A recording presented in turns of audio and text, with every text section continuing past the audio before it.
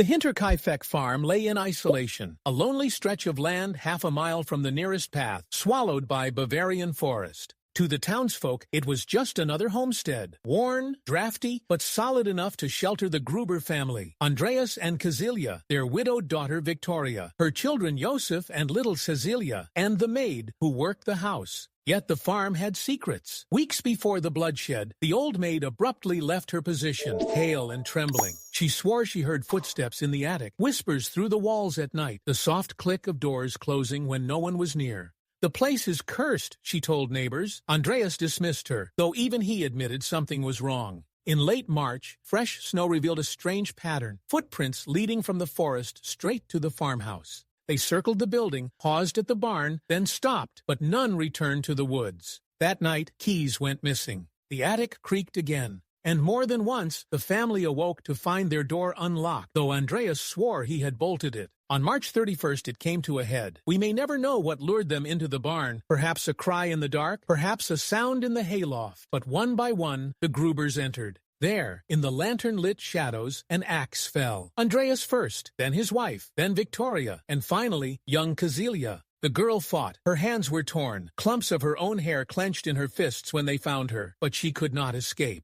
Their bodies were stacked beneath hay, as though the killer feared discovery, but also wanted to linger. Inside, the new maid, Maria, had only been on the farm a day. She never rose from her bed. In the nursery, Joseph, barely 2 years old, was left silent in his crib. The axe did not spare him. And yet, life did not leave the farm. For nearly a week afterward, smoke curled from the chimney. The cows were milked, livestock tended, meals cooked. Neighbors passed by and thought little of it. Only when Victoria's absence from church grew suspicious did they check on the family. What they found seared itself into history. Bodies half buried in hay, faces twisted in terror, the rest of the house silent except for the restless animals. Police swarmed the farm, baffled. Dozens of suspects emerged, neighbors with grudges, Victoria's rumored lover, even drifters passing through. Yet no motive held, no confession came. Whoever committed the murders lived among the dead for days, and then vanished without a trace. The axe was found discarded on the property, but no answers came with it. The farm was demolished in 1923. Today, only the foundation remains, hidden among trees. But visitors claim the air is colder there, heavy in a way that seeps into the bones. Some swear they hear muffled footsteps in the soil, or the faint sound of a child crying, lost in the dark. A century later, the case is still unsolved, and Hinterkaifeck remains a mystery.